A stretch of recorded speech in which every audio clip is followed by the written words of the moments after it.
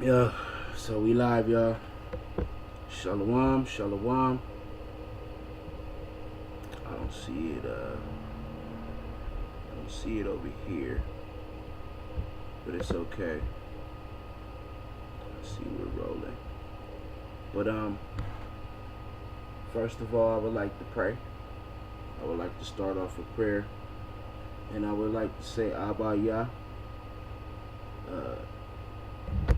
I ask that you open the minds and the understanding of those that are watching and those that are tuning in from your house all over the world. Your scattered people from all over the world. And I ask that you give them the understanding to see and to hear what your spirit says to the called out ones of the house of Yahweh. Hala Yahweh. So be it. So today we're talking about the true identity of Satan. Right? And of course, we're going to start off with scripture. Okay? And we're going to start right here. This is chapter 14, Isaiah, verse 12. We're going to start at verse 12, and we're going to go to 17. Right? And it says, "How you have fallen from heaven, O Hillel, Lucifer, Aphrodite, Venus, child of the light." Hold on, let me speaking of some light, let me get some light in here for y'all. Child of the light. Okay. How you are cut down to the ground, you who weakened the nations. For you have said in your heart, I will ascend above the heavens. I will raise my throne above the stars of Yahweh. I will sit in the highest place on the holy mountain of the congregation. I will ascend above the heights of the clouds. I will be like the Most High. Yet you will be brought down to Sheol, the grave, to the sides of the pits. Those who see you will stare at you, and they will talk about you, saying, "Is this the one? The adversary who shook the earth and made the nations tremble? With this is the one who made the world like a wilderness, who overthrew the cities in it, who would not let her captives go free." Yes, I said her. And we're going to get to that. We're going to break that down. Because Revelations 12:9 states that the whole world is deceived, family. The whole world. Okay? So that means even me too. I was once deceived. I was once in that deception. I once did not know. Okay? And it's very important for us to know truly who the enemy is. The scriptures say do not be ignorant of Satan's devices. Okay? And a lot of us have been overtaken because we don't know truly who our enemy is. Okay? So I want to go to Matthew 9:34. It says, "But then the Pharisees said, he cast out demons through the prince of demons, Elohim." Right? So right here, my notes. It says, the prophet Isaiah in 14:15, which we just read 12 through 17, right? It says, testifies that Satan, Hillel, Lucifer, Yahweh's estranged wife, lusted after an office and authority Yahweh intended to be possessed by only a male being, such as himself or Yahweh Shai HaMashiach, In this lawful quest to seize an office and authority, Satan, by way of her many deceptions, Revelations 12:9, many deceptions, actually passes herself off as a male being in order to make herself appear to be a legitimate possessor of this office and authority. It says, see 2 Corinthians chapter 11, 13 through 15. This is why she is referred to as a prince. Now, I'm going to explain something to you. If you have a King James Bible, which I'm pretty sure that you do, you're not going to be able to see this the way that it is. See, what happened when they created the King James Bible, right? A lot of the terms and a lot of phraseology was tampered with. A lot of it was misconstrued, abused, misused. A lot of the terms that are truly stated are not truly stated in the versions of the King James in which you have today. Okay? When you start getting an understanding of the multiple documents of the Holy Scriptures, you'll see that it starts with the J document, right, which is the first, the original, right? Then you have the E document, which uses Elohim. Let me back up. The J document uses exclusively the name Yahweh, but we know that that's not the name. We know that the name is Yahweh, right? It exclusively uses this name. Then we have the E document, which uses Elohim, okay? And then, watch this, we have the P document, which is the priestly document, okay? And this document is where they start taking the word Elohim and they translate it into the word God. They took the word Baal and they translated it into the word Lord. And now that's where the start of the Lord and God and all that comes from in the versions of the Holy Scriptures today. And then the last document is the D document, which is called the Deuteronomic document, or some people know it as the 1611 King James. Right? So, with this being said, you're not going to get this understanding or translation from the King James that you're reading. Right?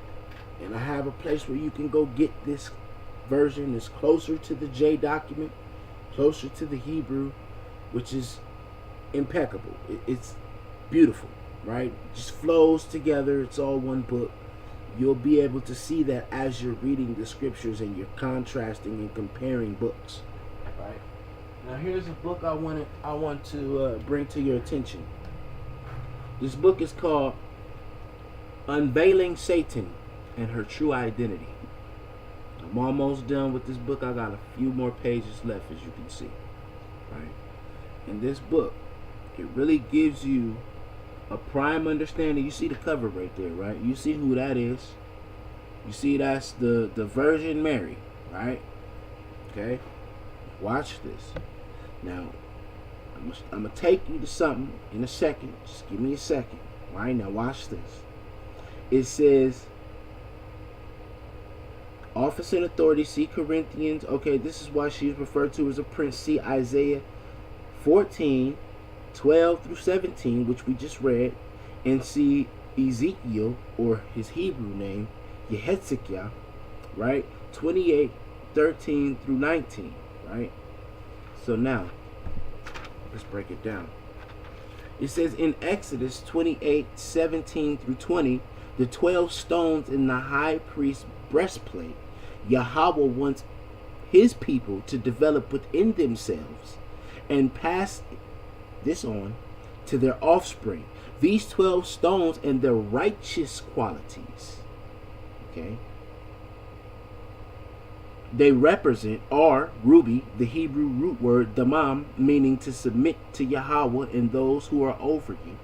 Right? That don't mean the world's system of law. No, it means the ones who he sets in authority, the teachers and the priests and you know, the seers and the prophets, those are the people who are over you as far as the scriptures are concerned. Okay. I know what they did. They took that and they twisted it, right? They made you think that the people in power, the police, the National Guard, and the president and the mayor, they made you think that these people are the people who are over you. But no. Watch this thing. Okay? Then we have the second stone, which is topaz. Hebrew root word fatad, meaning to be pure. Then we have beryl, which is the Hebrew root word barach, meaning to give light. Okay? Now, we go back to what we read. It said Venus, child of the light. Okay, it said Hillel, Lucifer, Aphrodite, Venus, child of the light. Right? Now watch this. Turquoise, the fourth stone, the Hebrew root word nafat, meaning the law of Yahweh.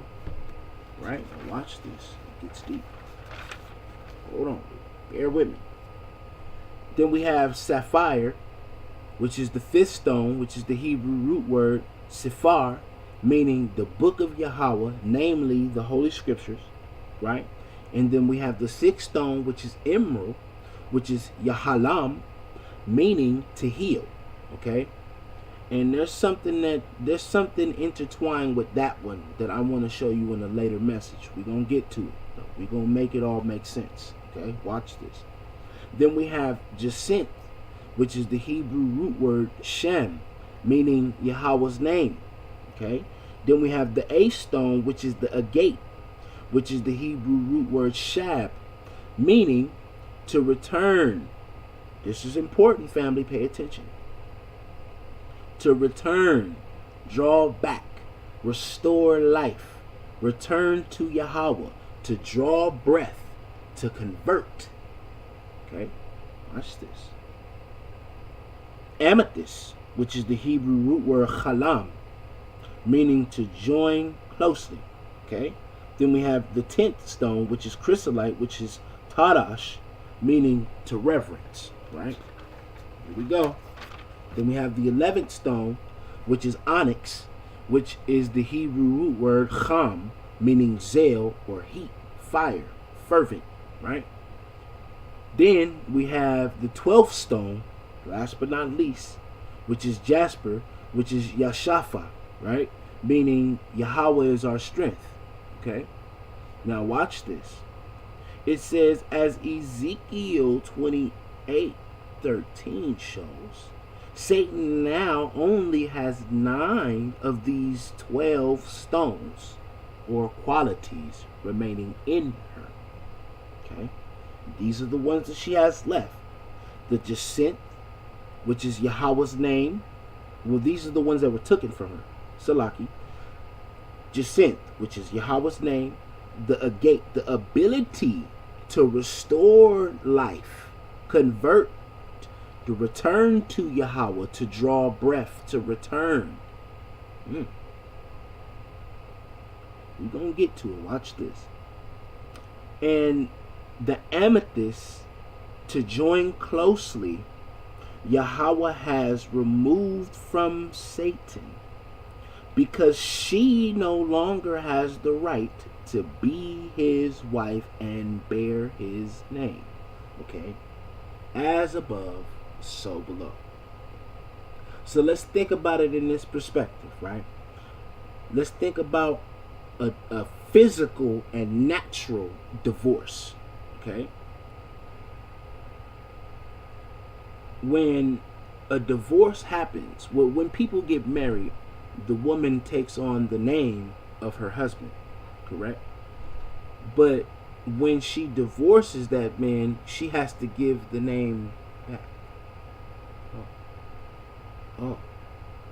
So this is why the name was taken from her, right? Watch this.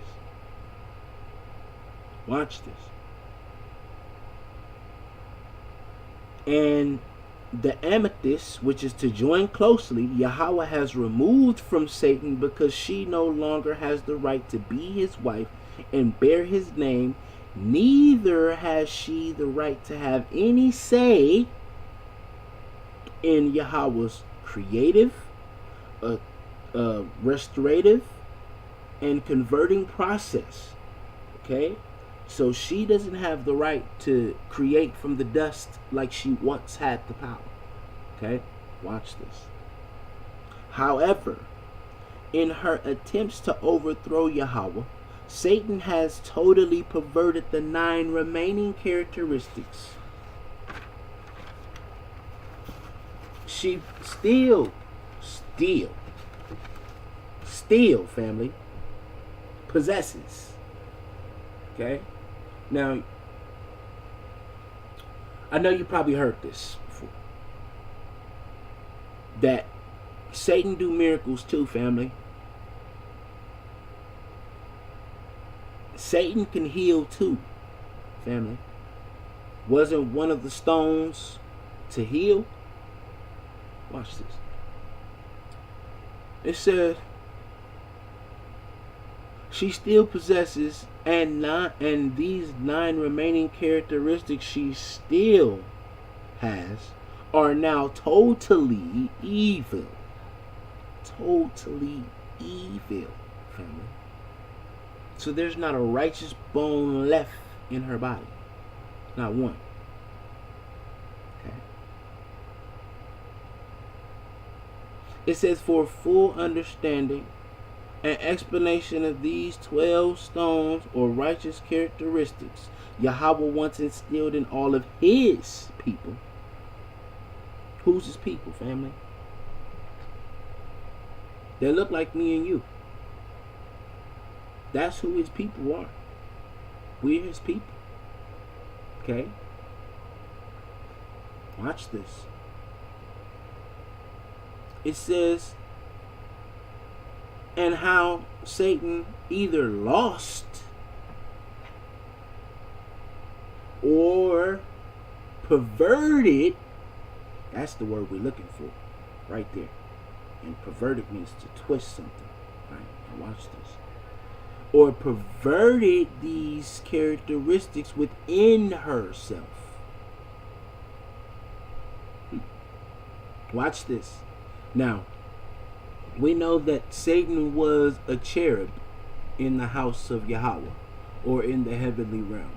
A cherub is the highest, one of the highest ranking angels. Okay? And this word, cherub, watch, I have it right here. It says it's the Hebrew root word rab, R-A-B, rab, meaning charib or cherub, right? In ancient Hebrew term, ancient Hebrew, not modern Hebrew. Watch this.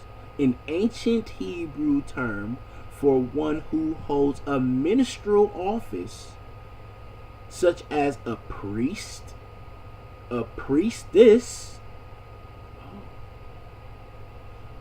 elder, malach, Levite, deacon, or deaconess in the house of Yahweh. A Genesis Hebrew and Chaldee lexicon by Samuel Treglis, page 753, also shows this word means she who has many children. Now let's think about that for a second, family. When Satan fell, didn't 1/3 of the angels leave with her? That sounds like a divorce to me, because in the natural realm, when a divorce happens, the child has the choice of either going with the mother or the father, and in this stead, it would be whoever the courts deem fit or stable to raise that child, right? But in this case, those children, which are sons of the Most High, go back to Job, where it says in the beginning of the book, it says they came up to the gates of heaven. Satan came amongst the sons of the Most High. Right? Watch this. Watch this. And it tells you, I just shows you, who's this on the cover? Who's that family? That's who they say is Mary. Okay. So it says, here we have the Queen of Heaven. It says there are multiple matches for the Queen of Heaven, including the title of the Virgin Mary. And a title for ancient goddesses, plural. Didn't we just say it right here? It says Hillel, Lucifer, Aphrodite, Venus, and we can add Ishtar and all. We're gonna get to that. Watch this. It says Virgin Mary. The title Queen of Heaven is used by Christians. Do I have to repeat that part? The title Queen of Heaven is used by Christians primarily in the Catholic Church, also in Anglicanism, Lutheranism, and Eastern Orthodoxy. Okay, watch this. To refer to the Virgin Mary.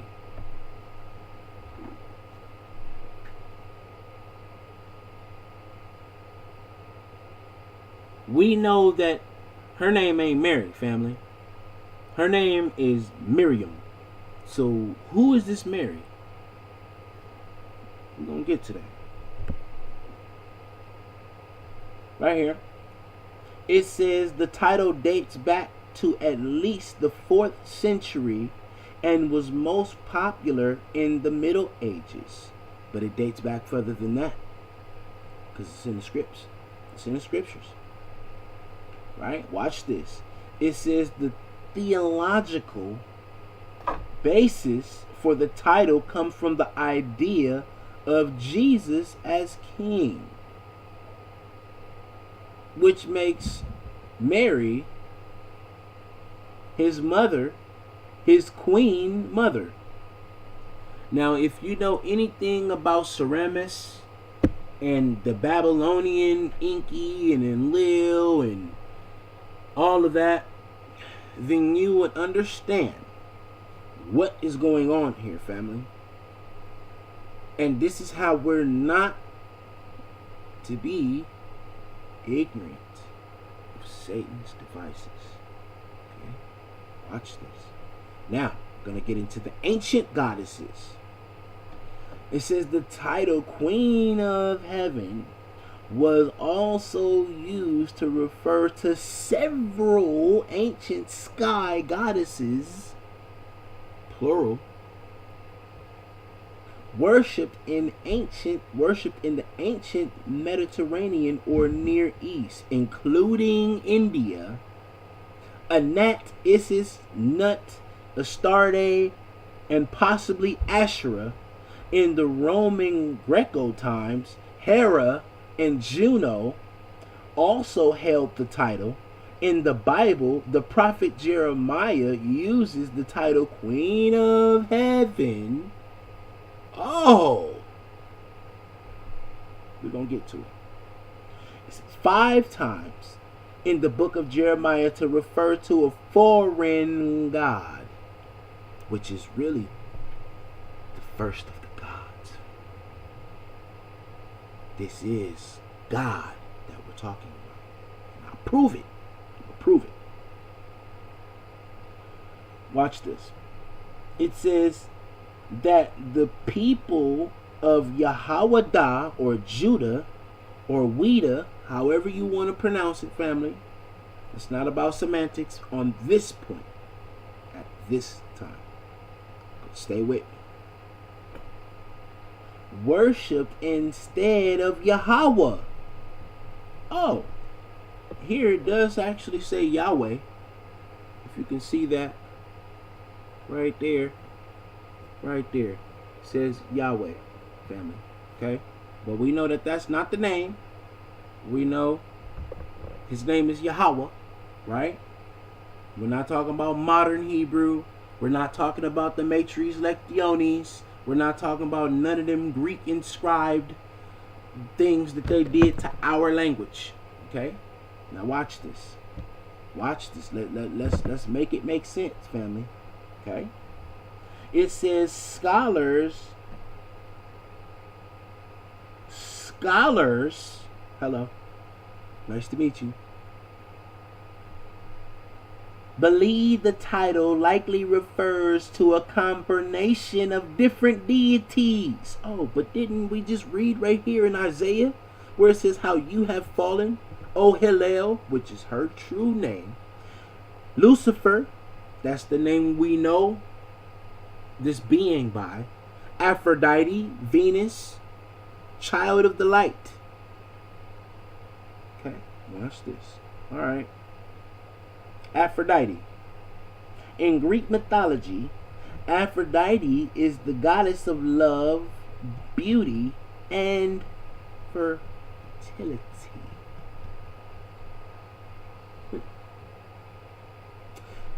She was also associated with pleasure, passion, procreation, and eternal youth.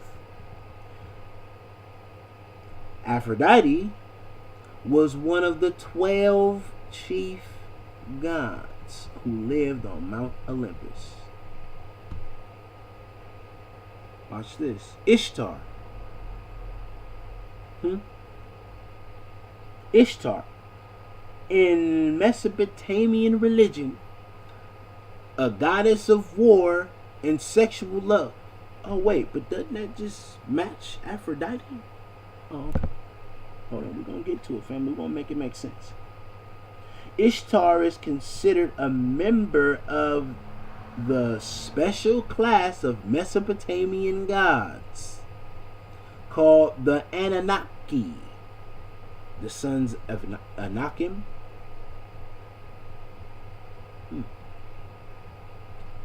And that's in Samaria, family. So we just went from Greece to Samaria. Watch this. Now we have in Roman mythology. Pay attention.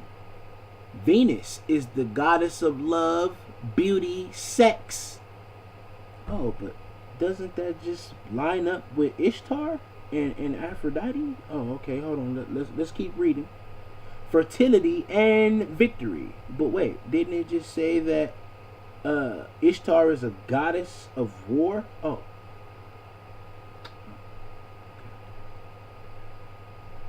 So it's very important to know who your enemy is, family. Now let's read this again. What did he say right here? In 13. This is what Satan said in her heart. I will ascend above the heavens. I will raise my throne above the stars of Yahweh. Okay. Now let's back. Who runs this world, family? Who runs this world? Who runs this beastly system we see set up today? Because the Father's not ruling right now. He's not ruling at this time. So the only other one that will be ruling would be Satan. Okay? But watch what Satan says. This is still Satan talking. This is Satan speaking. This is what was in her heart. Now we're talking about somebody who searches the hearts and the minds. Not only of just people, but obviously angels too. Watch this. Now this is him reading her heart. This is Yahweh speaking what Satan was saying in her heart. I will raise my throne above the stars of Yahweh. I will sit in the highest place on the holy mountain of the congregation. The congregation. Catholicism, Christianity, Baptist, Lutheran, Islam. Sounds like congregations to me, family. And even in some Hebrew congregations, even in some Hebrew camps, Satan is still being worshipped secretly and unknowingly. And this is a part of the deception.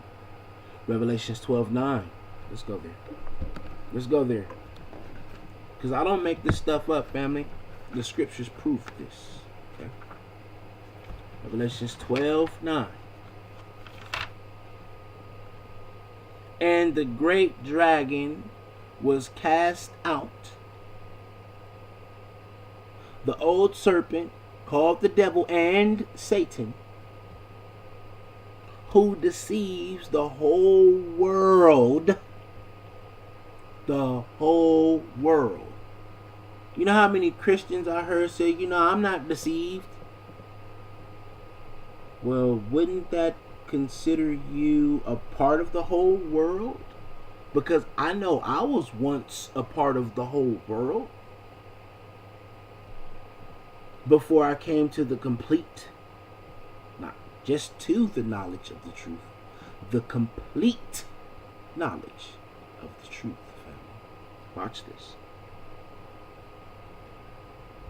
She was cast out onto the earth, and her angels with her.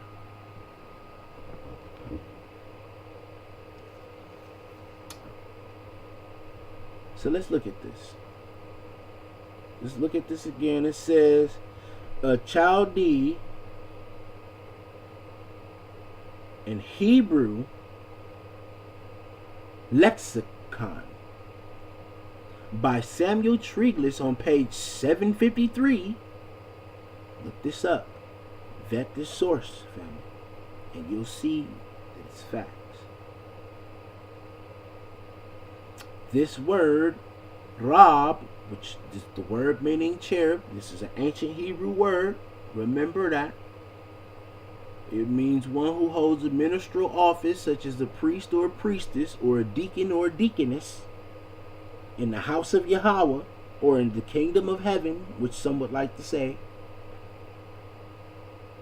She who has many children. She who has many children.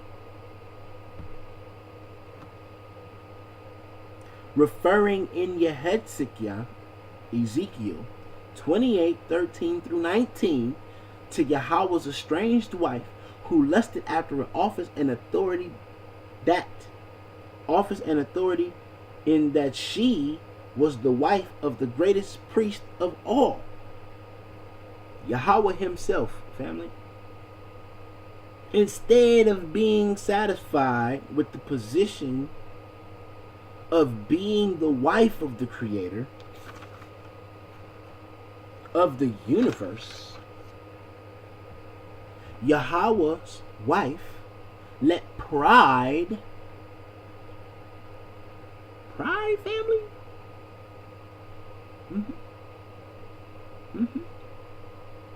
pride, overcome her. As a result, she left Yahweh, her husband, and became Satan, the adversary. See Isaiah 14:12 through 16. Guess what? We got it right here, family. We just read it.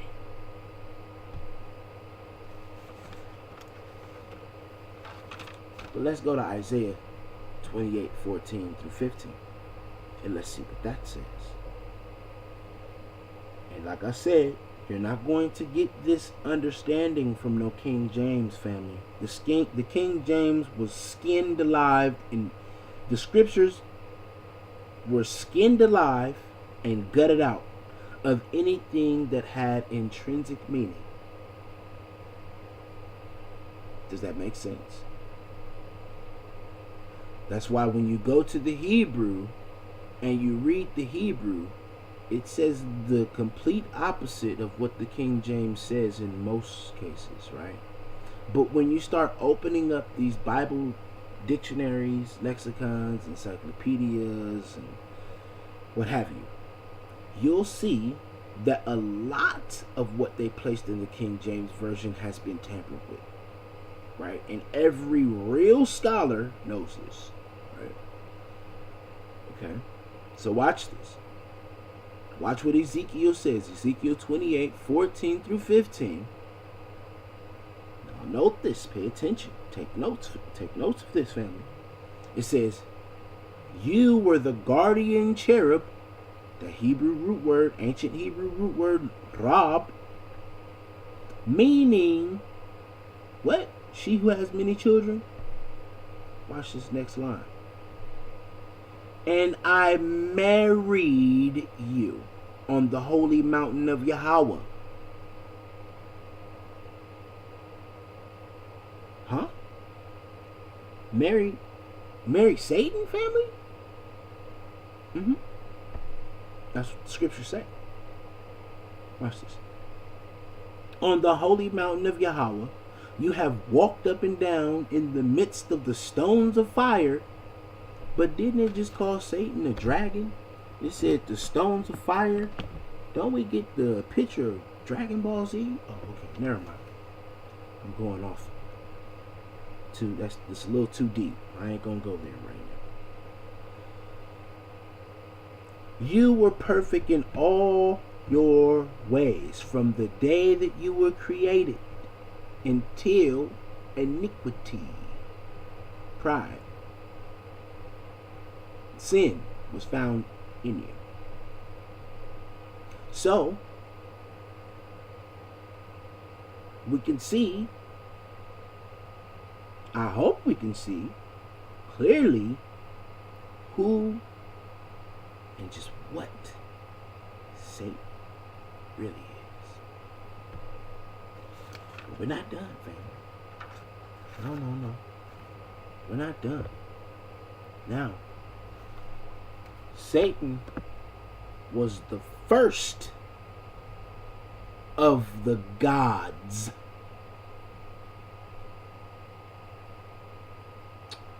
The word God means, let's go to the dictionary, Hebrew dictionary, and let's look up this word right here. So it has Satan's name right here, which means praising, namely Yahweh, Hillel, Hillel, right?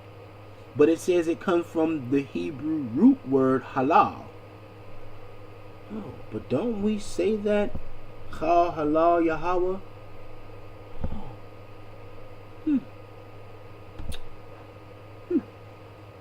Now, let's look at this. It comes from the Hebrew root word halal, meaning to be clear, to shine, hence to make a show, to boast.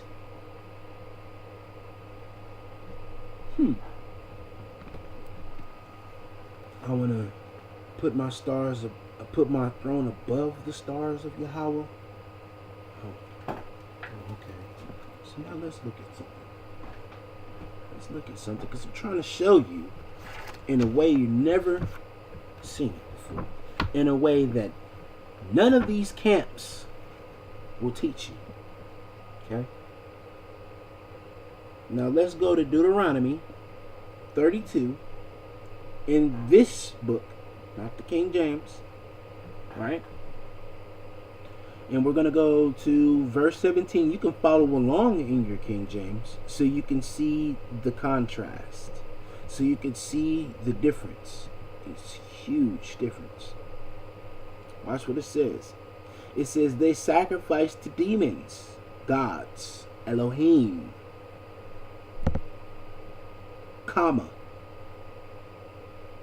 which are not of Yahweh, comma, to gods, Elohim, they did not know, semicolon, to gods, Elohim, newly come, up, comma, to gods, Elohim, comma, Teraphim, your fathers did not worship.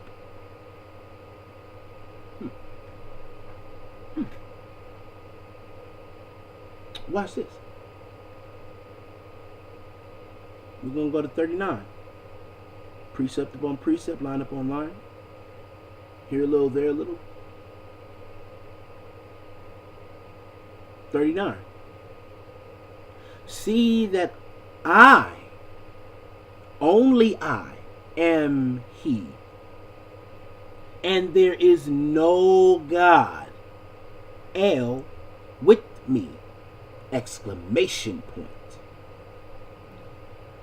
Me, comma, I kill, comma, and I make alive, exclamation point. Oh, that goes back to the restorative and the converting okay. I wound, comma, and I heal, exclamation point. Neither is there that can deliver out of my hand. Watch this. Now let's go to Exodus. Let's go to Exodus 20, where we read the covenant law, and we're going to start at verse 1.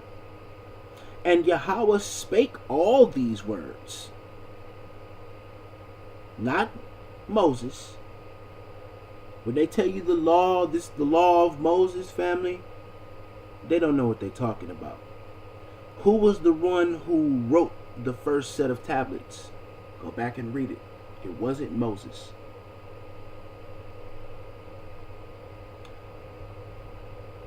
Saying, verse 2, I am Yahweh, your heavenly Father. He didn't say your God. He didn't say your Lord. He didn't say your Elohim. In the original text, he says, I am Yahweh, your heavenly Father. Now, let's look at something. Let's take our attention to something real quick about Hamashiach, or what some say Messiah, right? When the Messiah always, he always spoke of the one whom we're supposed to worship, he always called him Father. Even the prayer that he gave us, the outline prayer that he gave us, started off, Our Father who art in heaven, hallowed be thy name. See that, family? That makes sense. Now let's go back to verse 2. Let's see this. Who brought you, okay, let's start it from the beginning. I am Yahweh, your heavenly Father, who brought you out of the land of Egypt, out of the house of bondage. You shall have no hinder gods. See, in that King James, family, that word that says other, when you look it up in the Hebrew, the word that was supposed to be right there is hinder. And in certain variations of the text, you'll see strange gods. Okay? But what is a hinder? A hinder is something between you and your destination. Okay? That's a hinder. To block and to stop you. To slow you down. To be a stumbling block. Okay? Watch this. He said, you shall have no hinder gods, Elohim, at all. Period. They are in opposition against me. Alright. Line upon line. Precept upon precept. Here a little, there a little. Let's go to Isaiah 45 and 5. Let's go to verse 5 so you can see why he's saying this. So you can see why he said what he said in Deuteronomy 32:17 and 39. Watch this. And we're going to read verse 5. Isaiah 45:5.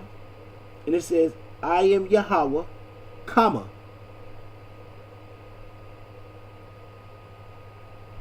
This goes with Deuteronomy 32:39. Hear me out. Comma. I am Yahweh, comma. And there is no other apart from me. Period. There is no God. Elohim. Period. There's a real period at the end of that sentence. I'm not just saying period. There's a real period at the end of that sentence, family. Watch the next line. He said, I will strengthen you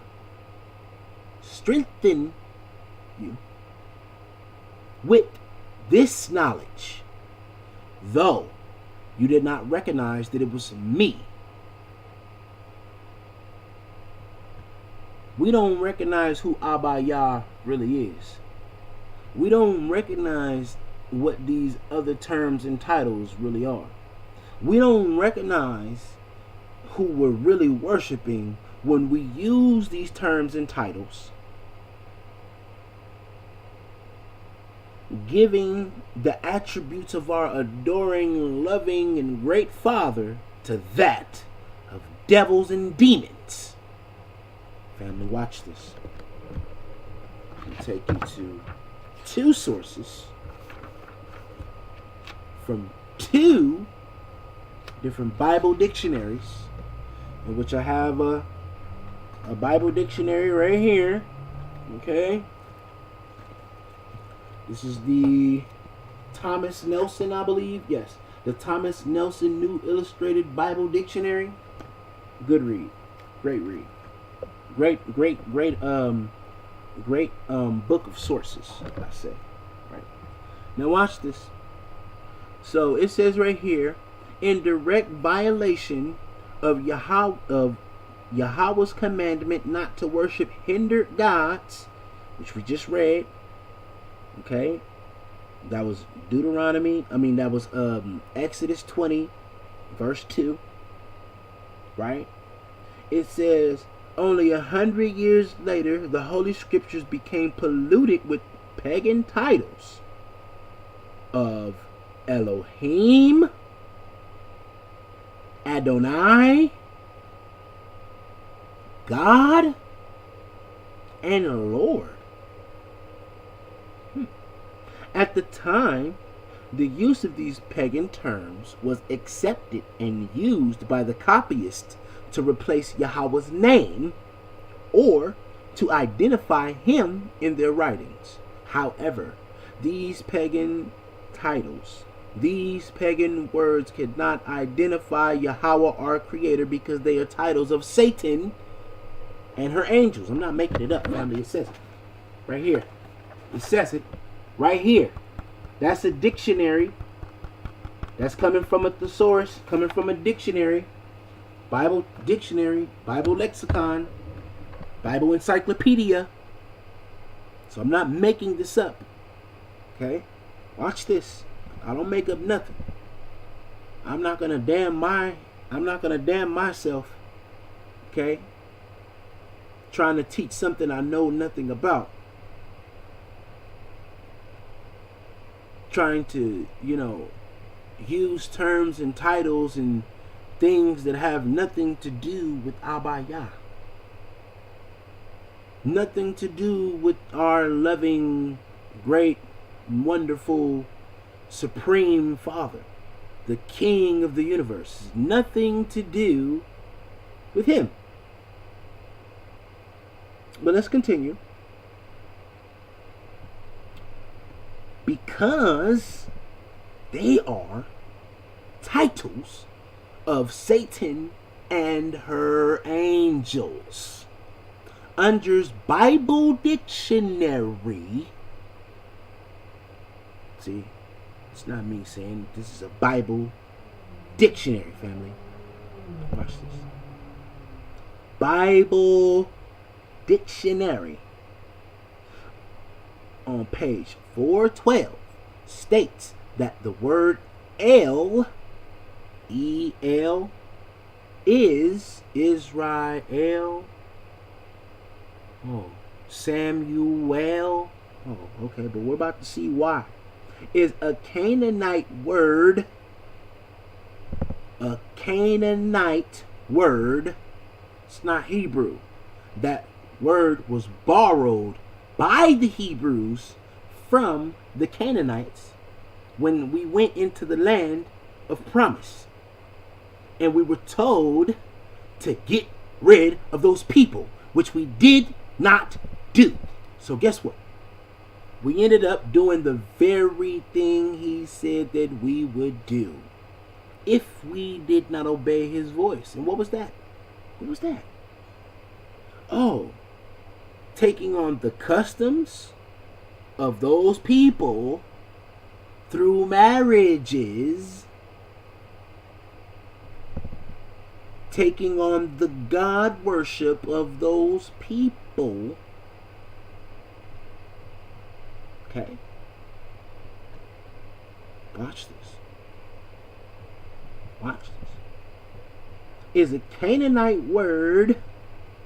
El is a Canaanite word meaning God or devil. Don't believe me? Don't believe me? Let me show you so you can see. And I'm not lying, family. Right there. You see that right there? You see that? It says El, a Canaanite god,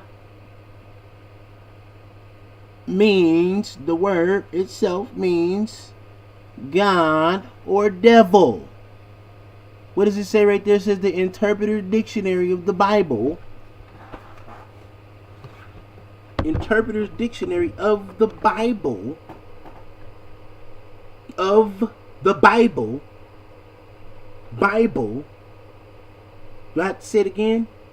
Interpreter's Dictionary of the Bible, family. On that volume 1.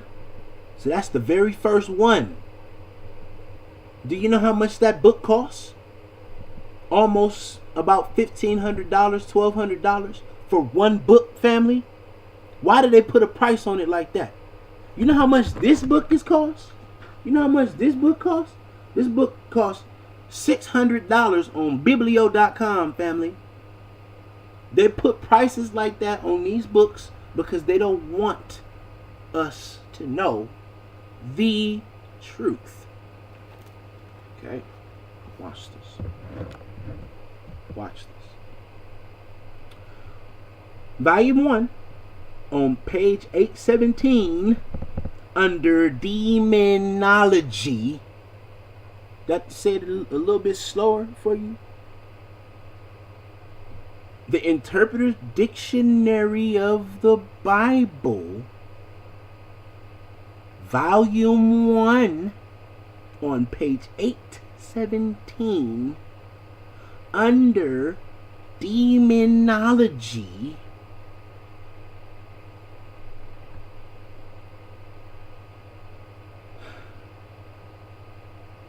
says the word Elohim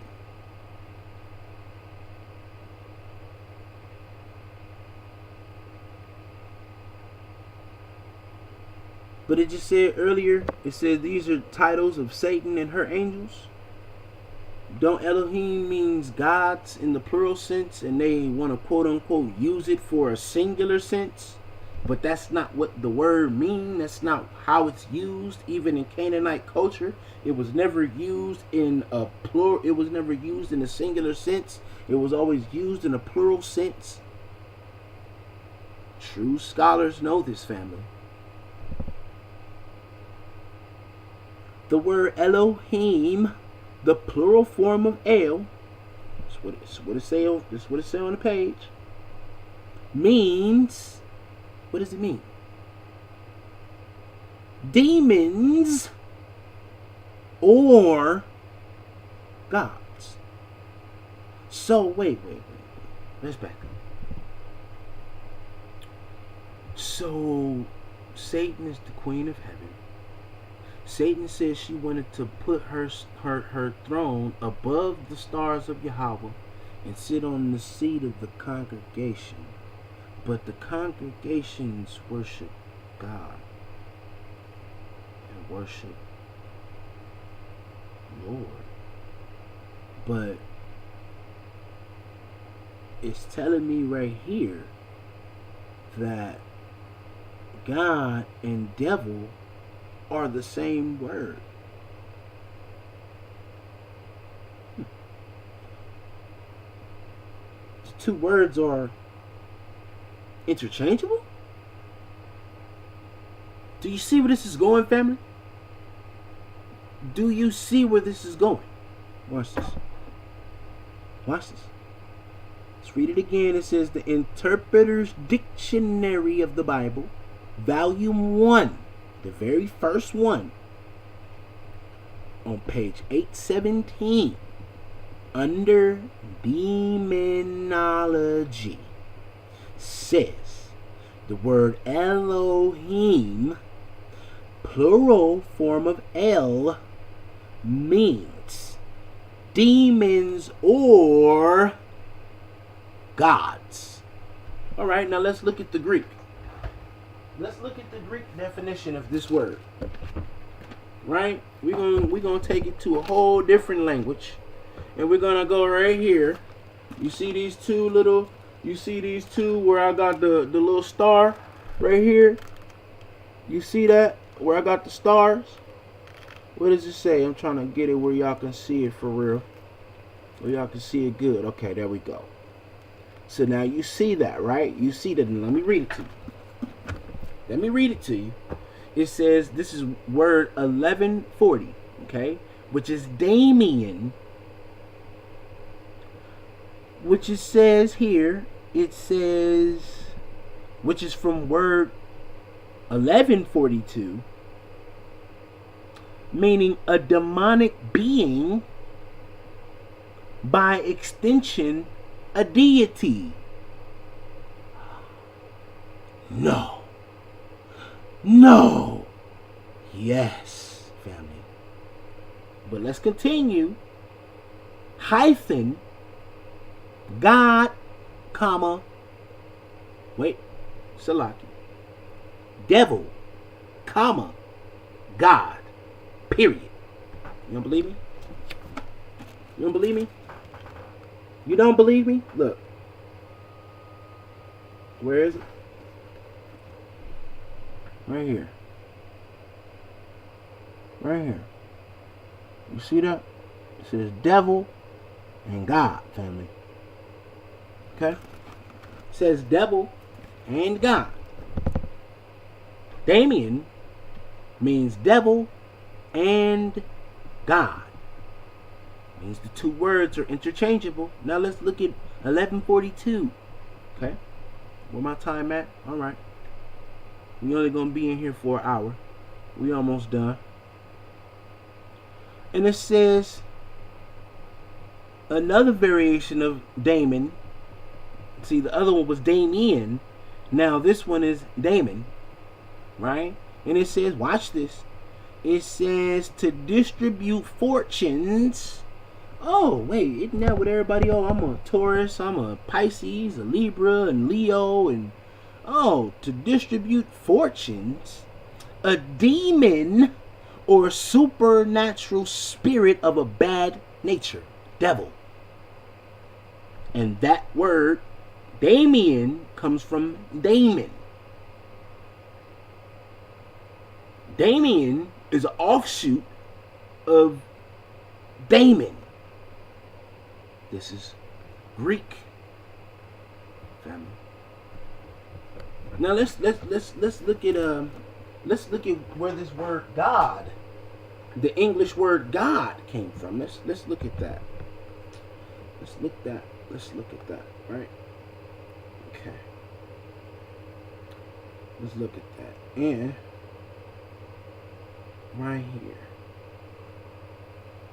it says God. Now you see it. Typed in God, etymology, the word God. What's that saying with the red line under it? That says Germanic. So that means that's a German word, family. Look at the connections to it. You got Old English, okay? You have Dutch. You see that Dutch there? And then what's the other one it says right there? Next to it, it says what? Greek. Well, German. Right? And it doesn't even say G-O-D. It says G-O-T-T. Got. So the word God came from the German word Gott. I rest my case. So now, considering all of this evidence,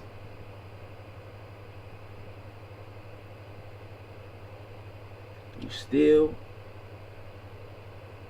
using those words? Okay.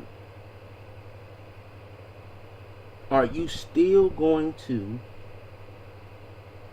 use those words knowing now you don't have no excuse, knowing now that those words are connected to a demon, are connected to the devil, are connected to Satan, Lucifer, Hallel, Aphrodite, Venus, child of the light?